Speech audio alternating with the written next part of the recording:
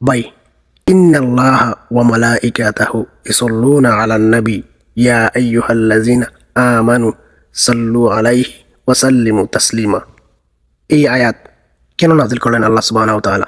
কি উদ্দেশ্যে? তাহলে শুন, আগে এই আয়াতের অর্থ জেনে নেই। নিশ্চয়ই আল্লাহ ও তার ফেরেশতাগণ নবীর উপর দরুদ পাঠান। হে মুমিনগণ, তোমরা তার উপর দরুদ পাঠ করো এবং পরিপূর্ণভাবে সালাম জানাও।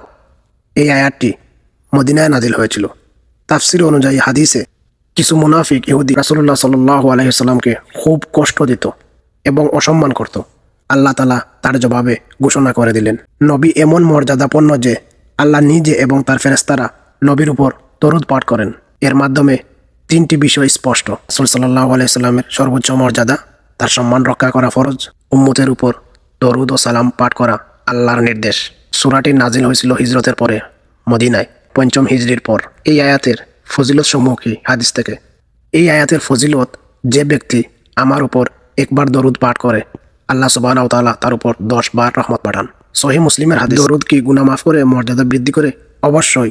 দরুদ গুনাহ দূর করে এবং মর্যাদা বৃদ্ধি করে।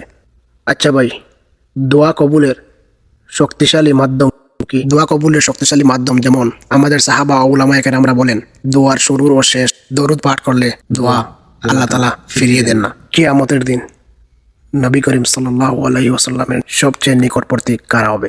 এই একটা কথা, খুব গুরুত্বপূর্ণ কথা। কিয়ামতের দিনে নবী করিম সাল্লাল্লাহু আলাইহি ওয়াসাল্লামের সবচেয়ে নিকটবর্তী হবে তারা যারা রাসূল সাল্লাল্লাহু আলাইহি ওয়াসাল্লামের উপর বেশি দরুদ পাঠ করে।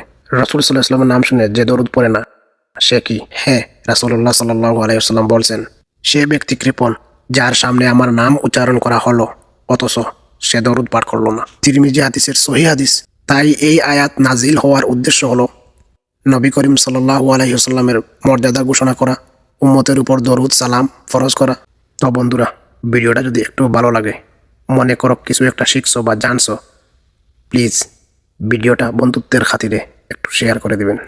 ফলো করতে ভুলবেন না কিন্তু। Thank you.